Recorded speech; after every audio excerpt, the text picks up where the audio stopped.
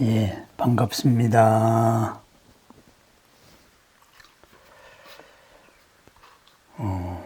부처님의 이름이 이제 보통 10가지가 있지요. 그래서 우리가 열의 10호 이렇게 말합니다. 왜 부처님의 이름을 10가지로 정리했을까? 우선 10, 열이다 하는 것을 생각해 봐요. 열이라는 것은 만수입니다. 가득 찬 수. 그러니까 십진법의 끝이죠. 그러니까는 열이다 하는 것은 사실은 무한수를 말하는 겁니다. 그죠? 한량 없이 많이 붙일 수도 있는데 이렇게 10가지로 줄였다 이런 말이죠. 그럼 부처님 이거 하나면은 될 텐데 왜 10가지? 열애, 응공, 정변지, 명행족, 선서, 세간의, 무상사, 조어장부, 천인사, 불세존 이렇게 이제 10가지로 붙였느냐 한번 생각해 봐야죠. 그냥 부처님 이러면 되잖아요. 이제 예를 들면은 이제 기독교에서 뭐 주님 그러지 뭐 그걸 가지고 우리 같이 이렇게 뭐 진리에서 오신 분 창조주이시고 어쩌고 저쩌고 이렇게 이제 안 붙이잖아요. 그런데 우리는 그렇게 붙여요. 그 이유가 뭐냐 하면은 기본적으로 우리 부처님이기 때문에 그래요. 그죠? 세상을 내가 창조를 했다. 이런 창조주다 그러면은 모든 가치나 모든 규범이나 그죠? 모든 공덕이나 아니면 이 세상 존재나 이게 전부 나로부터 나왔기 때문에 그죠? 무슨 따로 이름 붙일 게 없어요.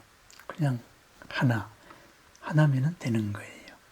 근데 우리는 이제 있는 그대로 세상은 그렇지가 않다 이거거든요. 우리들의 업이 모여가지고 이 만든 생태계다. 그러다가 보면 그런데 우리들의 완전한 모습에 도달하고 나니까 결국은 불만족이 없는, 갑갑함이 없는, 고가 없는 완전한 삶에 도달하고 나니 그것이 바로 깨달음이다. 그것이 부처님이다. 이렇게 되잖아요. 그러면 우리는 어떻게 해야 돼요? 거기에 도달을 해야죠. 그죠? 완전한 상태로 바뀌어야죠. 지금 막 묶여있는 상태에서. 그러다가 보니 그러면은 우리들이 완성된 모습은 어떠한 것이냐. 바로 부처님이 가지고 있는 모든 모습들, 부처님이 가지고 있는 모든 속성들, 이것이 우리들이 목표가 되는 거예요. 바꾸고 말하면은 부처님의 공덕이다. 그것을 한번 이렇게 이제 도대체 깨달음이 뭐냐? 그죠? 깨달은 상태가 뭐냐? 깨달음으로 어떻게 살라는 말이냐? 이것을 요약을 한 것이 바로 부처님의 10가지 이름입니다. 그래서 열의 10호 하고 제가 금강경 강좌에서 정리할 때 부처님의 10가지 이름은 우리들의 이름입니다. 이렇게 말했어요. 부처님, 내가 부처님으로 살아? 너무 막연하잖아요. 그죠? 부처님으로 산다는 게 뭔데? 내가 깨닫고 싶어. 깨달음이 뭔데? 깨달음은 어떻게 되는데? 이거를 후대에 우리 이제 불교 집단지성이 정리를 해서 이 10가지를 충족하면은 완전할 것이다. 이렇게 정리한 것이 바로 열의 10호입니다. 부처님의 10가지 이름입니다. 그러다가 보니 대승불교에서는 어떻게 되나요? 경전을 딱 열면은 그죠? 부처님이 누구누구하고 계셨다. 이렇게 말하잖아요. 그럼 부처님 하나 딱 중심에 세워놓고 그 다음에 아라한들하고 같이 있었다. 그죠? 깨달은 스님들 같이 있었다.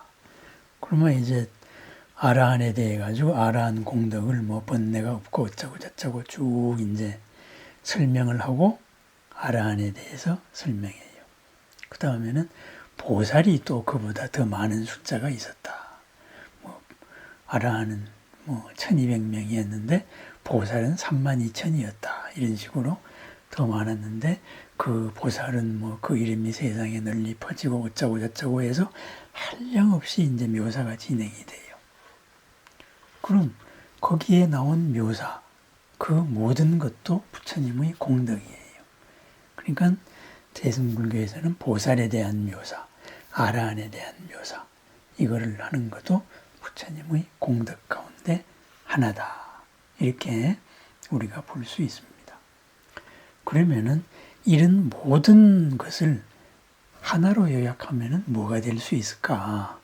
우리가 어떤 상태다. 깨달음이 어떤 상태다.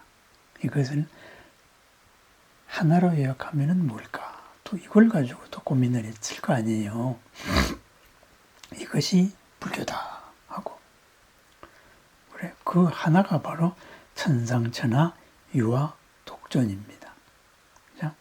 하늘 위, 하늘 아래에서 오직 존귀한 존재, 바로 우리다.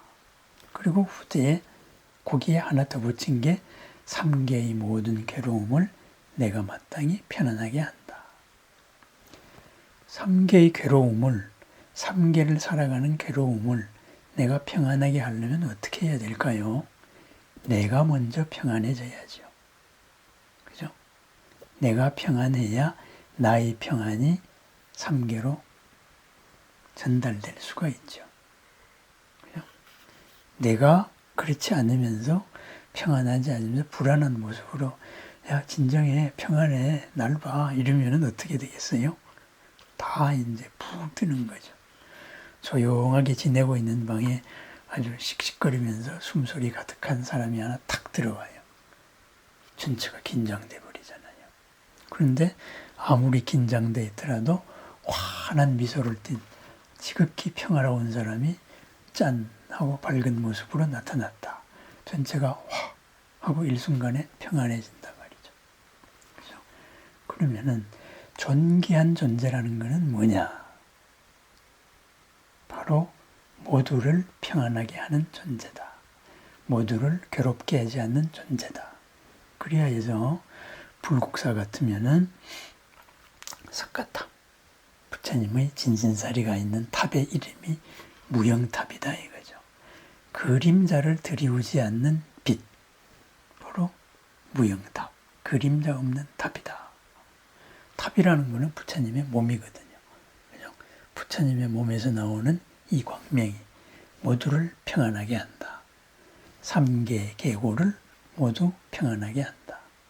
그리고 그림자를 들이우지 않는다. 상대를 힘들게 하지 않는다. 이거죠. 죄책감에 허덕이게 하지 않는다. 이거예요. 그래서 그것이 바로 존귀한 존재. 그게 우리 목적이다. 그랬어요. 그러면은 그거를 다르게 표현했을 때 뭘까? 바로 자비죠. 그죠? 사랑의 님이죠. 연민의 님이다. 그거를 조금 표현을 달리한 게 동체 대비. 같은 한 몸이기 때문에 믿고 기다려주고 애틋해하면서 항상 향하는 마음. 바로 연민이죠. 그죠? 대비. 이렇게 되는 거죠. 그러면은, 그렇구나. 하나로 표현하면 그렇구나. 그러면 달리 한번 표현해 보자. 했을 때, 제일 처음 나온 것이 바로 열애입니다. 열애라는 말은 여거하고 같은 말이죠. 그죠? 여거. 진리로부터 오셨다. 열애. 진리에 이르렀다. 같다. 그래서 같다. 이렇게 되죠. 근데 진리로 같다 그러니까 뭔가 이상하잖아요. 가면은 우리하고 다른 세상 사나? 아니잖아요. 그 진리 자체가 우리들의 삶인데 우리들의 삶이 번뇌에 의해서 왜곡되어 있을 뿐인데 이래서 이제 진리 그대로 지금 영원히 사시는 분. 우리하고 직접 관계가 있죠. 그래서 열애, 진리로부터 오신 분이 됩니다. 우리하고 관계를 맺는 거죠. 혼자서 나 좋다 하고 뿅 사라지면은 거가 되겠죠. 그 다음이 이제 그렇습니다. 그러한 바탕 위에서, 그러니까 진리인 삶을 사신 분. 그럼 진리의 삶은 어떤 삶인데, 그죠? 그 다음이 은공, 아라한이죠. 마땅히 공양을 받을 만한 분이다. 존경을 받을 만한 분이다. 왜 존경을 받을까요? 모범이 되니까 존경을 받죠. 그죠? 그러니까 모범, 나의 전범이 된다. 하는 일이 어쩌면 저렇게 투명하고 사람을 평안하게 할까? 생각하는 방식이 우리하고 달라요. 본뇌로부터 벗어났으니까. 그래서 은공, 공양받을 만한 분이다. 공양받을 만한 분, 나와 관계를 가지는 거지요. 그죠? 열애, 진리로부터 왔다 할 때는 나와 관계가 아니에요. 그렇게 대단하신 분이구나. 여기서 끝날 수도 있지만은, 은공 했을 때는 공양을 내가 올릴 만한 분이다. 이렇게 되죠. 왜 공양을 올릴 만한 분이냐? 정변지. 모든 것을 바르게, 완전하게, 하나도 아니고 두루두루 다 안다. 눈길 닿는 곳마다, 그죠?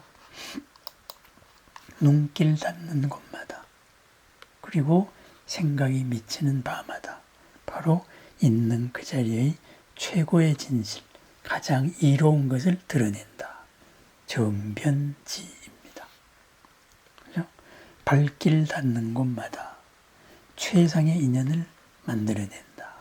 그래서 정변지, 두루두루 모든 것을 아신다. 그 다음에 그러면서 뭘 하시는데, 명행족, 명과, 그죠? 행, 명이라는 것은 지혜죠. 지혜의 밝음, 반야의 밝음. 그 다음에 행이다. 그랬을 때는 삶이죠. 그죠? 그러니까 암과 삶, 지혜와 공덕, 이것을 모두 갖춘 분이다. 족이다 하는 것은 구족이죠. 다 갖추었다. 그래서 명행족, 이렇게 이제 또 그 깨달음의 현실에 드러나는 모습, 이것을 이제 표현을 했죠. 나보고 그렇게 살라는 거예요. 지혜와 공덕 가득하게 그걸 다 갖추고 살아라. 그죠? 결과적으로 보면은 뭘까요? 복이 있는 거죠. 복 있게 살아라. 앞으로도 복 있게 살아라. 앞으로도 복이 가득하게 살려면은 어떻게 해야 돼요? 바로 있는 걸 있는 그대로 봐야 돼요. 어제까지 실수를 재탕하면 안 된다. 그래서 지혜가 뒷받침이 되죠. 그래서 문수와 보현, 이런 식으로 그것을 갖추었다. 선서, 그죠? 잘 가신 분. 그죠? 그렇게 잘 사시는 분이에요. 그 다음에 세간에.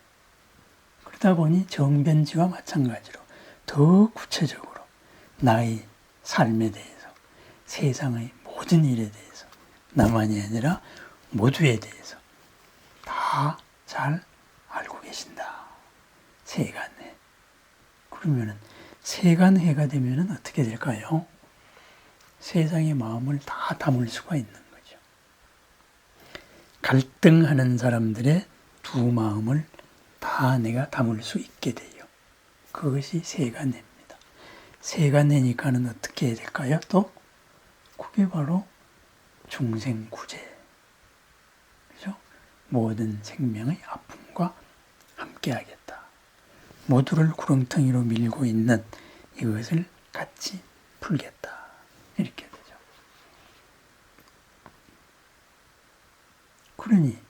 그런 분은 어떤 사람이냐? 무상사다. 위 없는 그런 선비와도 같은 사람이다.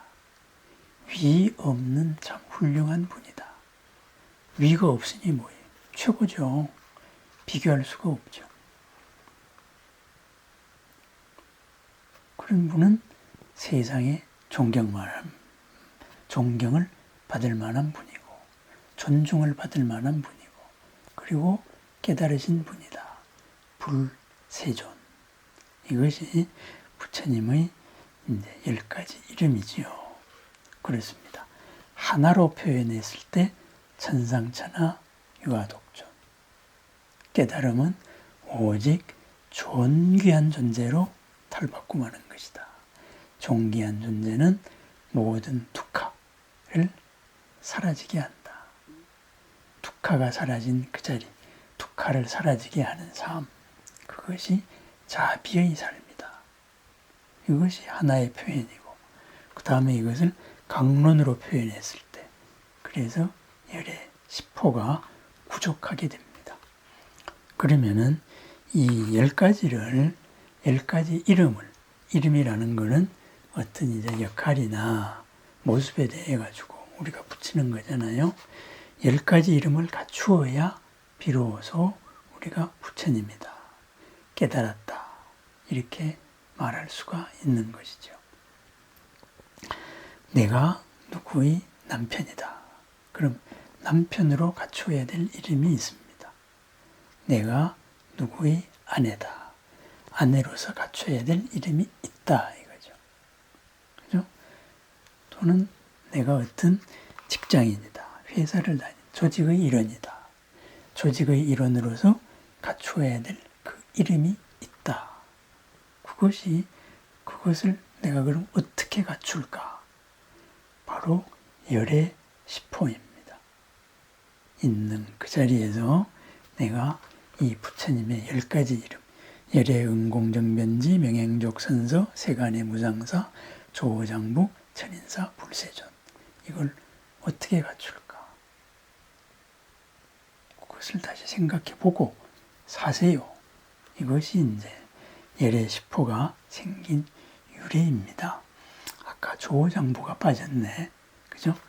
잘 제어하시는 분. 중생제도를 잘 해요. 내가 괴로움이 학교에서 성적이 좀 부모 양에 안 맞게 왔어요. 그러면 이것밖에 못하냐? 그럼 상대가 반발이 생겨서 더 안 할 수도 있잖아요. 그죠? 잘했네. 근데 저번보다 조금 더 잘했네. 격려를 해줄 수도 있고, 시험 보다가 무슨 일이 있었니? 예? 조금 흔들렸었나 보다. 조금 어제보다 떨어졌네.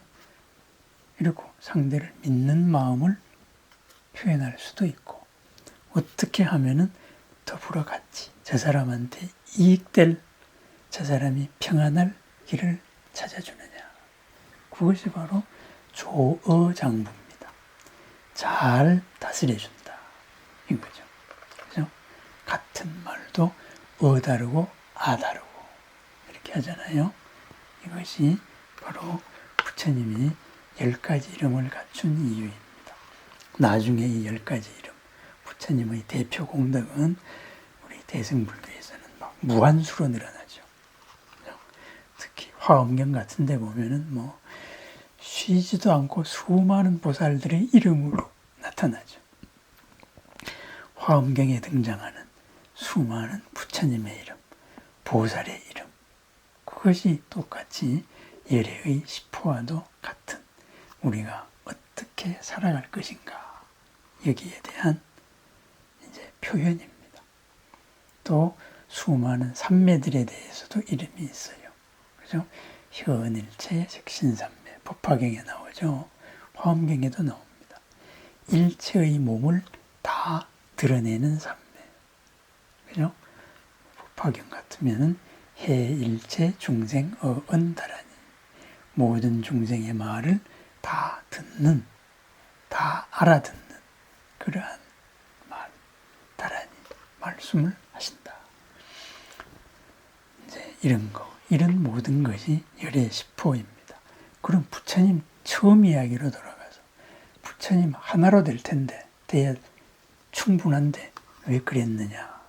그것은 우리의 세계관이 창조주가 만든 세상이 아니다.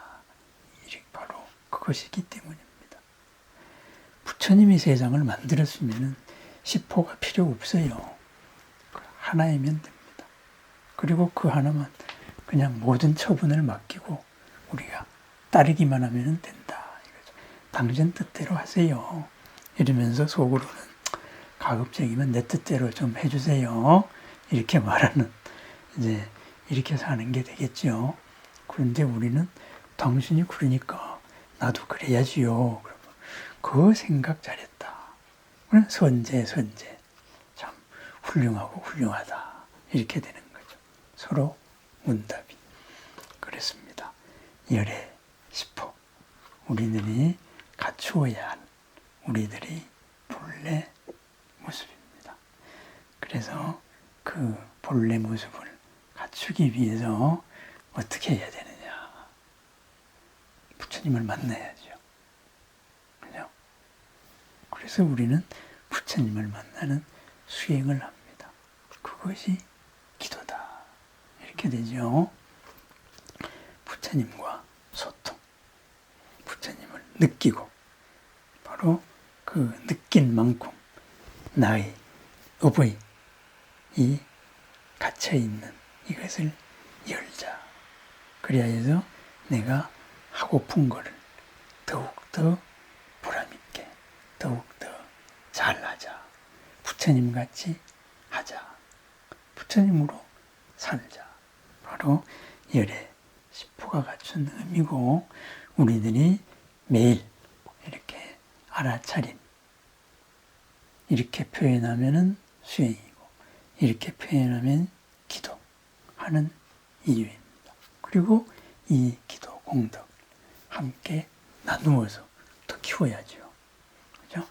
그래서 나누어서 돌아오게 하는 것, 회향을 합니다. 자, 이제